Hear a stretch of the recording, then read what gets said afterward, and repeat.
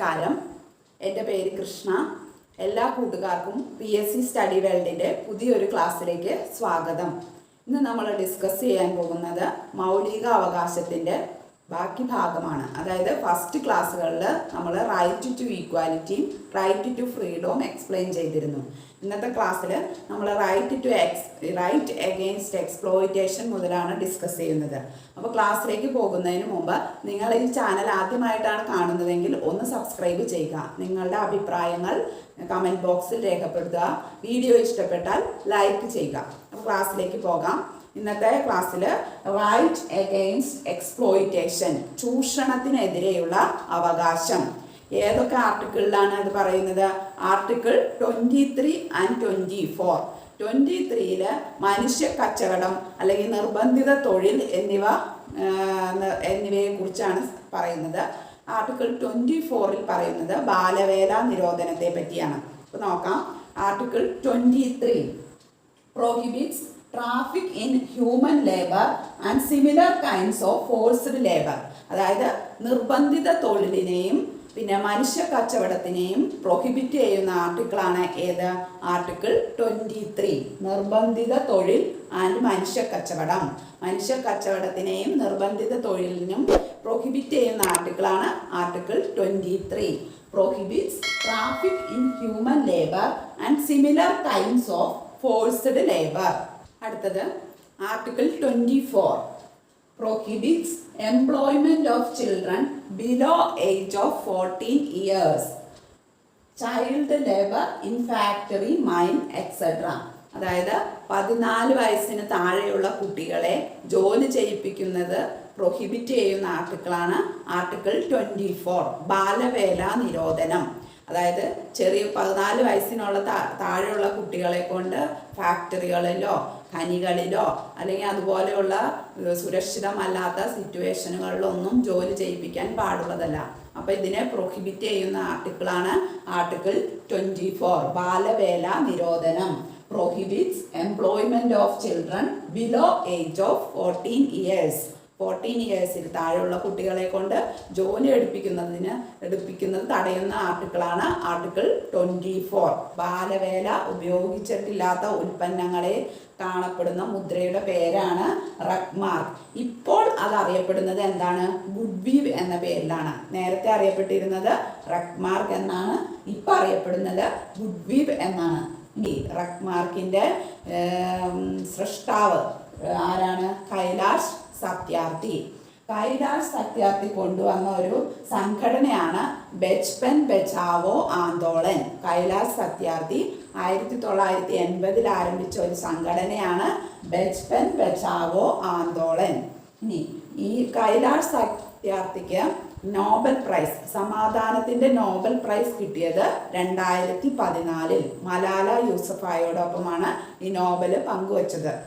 അങ്ങനെ ആണെങ്കിൽ world day against child labour, ബാലവേലയ്ക്കെതിരെയുള്ള ദിവസം ഏതാണ്? ജൂൺ 12.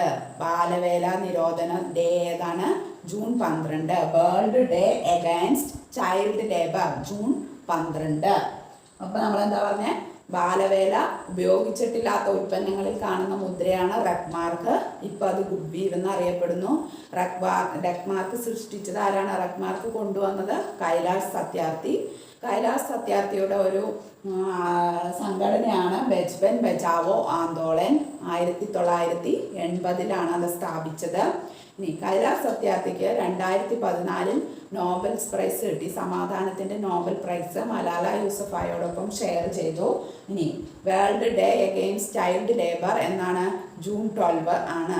നമ്മൾ 2 ആർട്ടിക്കിളിനെ പറ്റി പറഞ്ഞു. ഒന്ന് ആർട്ടിക്കിൾ 24 ആർട്ടിക്കിൾ 23. അതേത് മൗലിക അവകാശത്തിൽ പെടുന്നു? Right against exploitation, ചൂഷണത്തിനെതിരെയുള്ളത്. 23 എന്താ പറയണേ? മനുഷ്യ കച്ചവടവും നിർബന്ധിത തൊഴിലും പ്രൊഹിബിറ്റ് ചെയ്യുന്നതാണ്. 24 ബാലവേല നിരോധനം.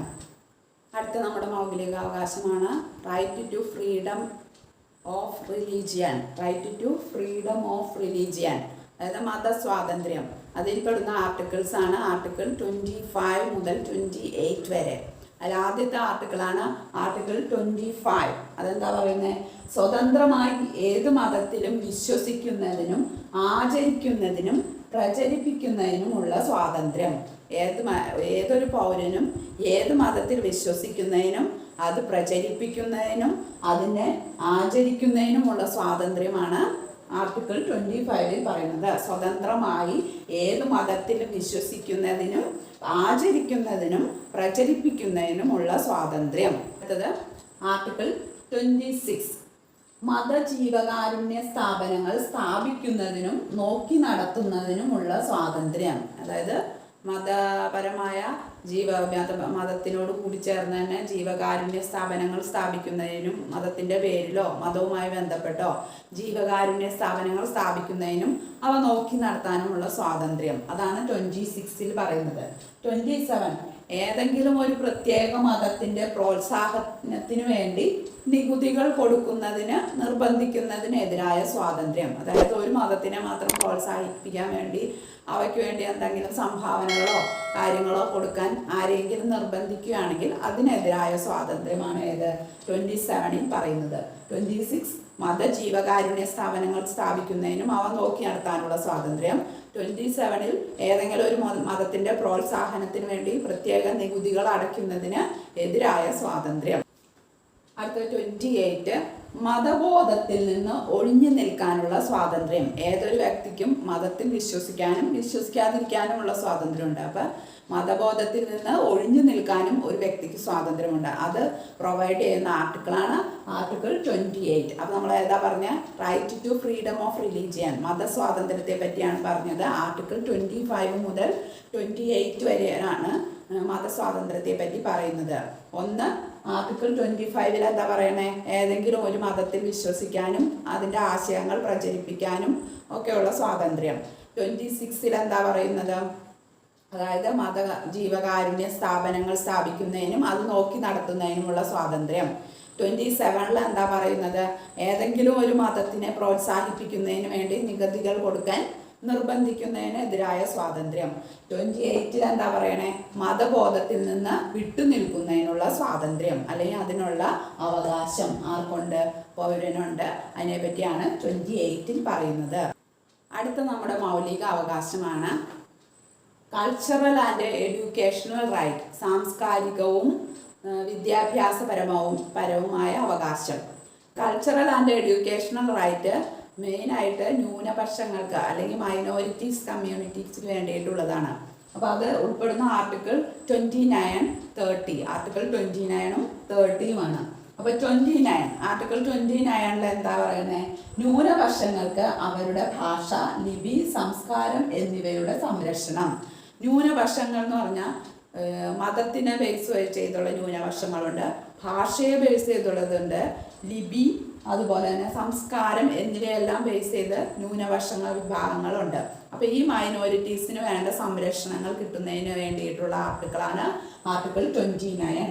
ന്യൂനപക്ഷങ്ങൾക്ക് അവരുടെ ഭാഷ, ലിപി, സംസ്കാരം എന്നിവയ്ക്ക് അനുസരിച്ചുള്ള സംരക്ഷണം കിട്ടുക. അപ്പോൾ മെയിനായിട്ട് ന്യൂനപക്ഷ വിഭാഗങ്ങൾക്ക് വേണ്ടിയിട്ടുള്ള റൈറ്റ് ഏതാണെന്ന് ചോദിച്ചാൽ കൾച്ചറൽ ആൻഡ് എഡ്യൂക്കേഷണൽ റൈറ്റ് ആണ്. അത് ഉൾപ്പെടുന്ന ആർട്ടിക്കിൾസ് ഏതാണ്? 29 30. ഇനി 30 മതഭാഷാ ന്യൂനപക്ഷങ്ങൾക്ക് സ്വന്തം ഇഷ്ടപ്രകാരം വിദ്യാഭ്യാസ സ്ഥാപനങ്ങൾ ആരംഭിക്കുന്നതിനുള്ള അവകാശം. ഇനി മതന്യൂനപക്ഷങ്ങൾക്ക് എന്ത് ചെയ്യാം? വിദ്യാഭ്യാസ സ്ഥാപനങ്ങൾ തുടങ്ങാം. അതിന് അവർക്ക് പ്രത്യേക റൂളും കാര്യങ്ങളൊക്കെ ഉണ്ട്.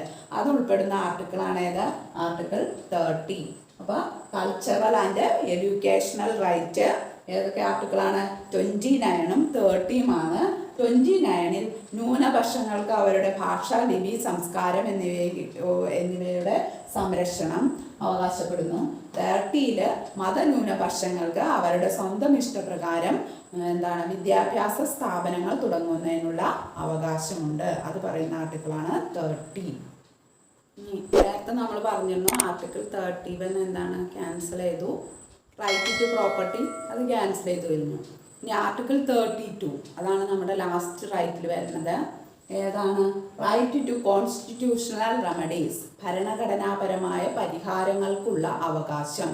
Right to constitutional remedies. അതായത് നമ്മളുടെ മൗലിക അവകാശങ്ങൾ ലംഘിക്കപ്പെട്ടാൽ നമ്മൾക്ക് സുപ്രീം കോടതിയുടെയോ ഹൈക്കോടതിയുടെയോ സഹായത്തോടു കൂടി അവയെ ചോദ്യം ചെയ്യാവുന്നതാണ്, അവയ്ക്കെതിരെ കേസ് കൊടുക്കാവുന്നതാണ്. നമ്മുടെ മൗലിക അവകാശങ്ങൾ ലംഘിക്കപ്പെട്ടാൽ എന്ത് ചെയ്യാം? നമുക്ക് സുപ്രീം കോടതിയിലോ ഹൈക്കോടതിയിലോ കേസ് ഫയൽ ചെയ്യാം. അത് ലംഘനത്തിനെതിരെ നമുക്ക് എന്ത് ചെയ്യാം? അത് കോടതിയിൽ ചോദ്യം ചെയ്യാവുന്നതാണ്. അപ്പം ഭരണഘടനാപരമായ പ്രതിവിധിക്കുള്ള അവകാശം, അതാണ് ആർട്ടിക്കിൾ 32-ൽ പറയുന്നത്. ഈ ആർട്ടിക്കിൾ 32-വിനെ നമ്മുടെ ഭരണഘടനയുടെ ശില്പിയായ BR അംബേദ്കർ എങ്ങനെയാണ് വിശേഷിപ്പിച്ചത്? The heart and soul of the constitution, ഭരണഘടനയുടെ ആത്മാവും ഹൃദയവും എന്ന് വിശേഷിപ്പിച്ചിരിക്കുന്ന ആർട്ടിക്കിൾ ഏതാണ്? ആർട്ടിക്കിൾ 32. അതുപോലെ തന്നെ ഫണ്ടമെന്റൽ ഓഫ് ഫണ്ടമെന്റൽ റൈറ്റ്സ് എന്ന് പറഞ്ഞിരിക്കുന്നതും ഏതിനെ പറ്റിയാണ്? 32-വിനെ പറ്റിയാണ്. അംബേദ്കർ ഭരണഘടനയുടെ ആത്മാവും ഹൃദയവും, അതായത് heart and soul of the constitution എന്ന് പറഞ്ഞിരിക്കുന്നതും ഫണ്ടമെന്റൽ ഓഫ് ഫണ്ടമെന്റൽ റൈറ്റ്, അതായത് മൗലികാവകാശങ്ങളുടെ യഥാർത്ഥ മൗലികത എന്ന് പറഞ്ഞിരിക്കുന്നതും ആരാണ്? BR അംബേദ്കർ ആർട്ടിക്കിൾ 32-വിനെ പറ്റിയാണ് പറഞ്ഞിരിക്കുന്നത്. ആർട്ടിക്കിൾ 32 എന്താണ്?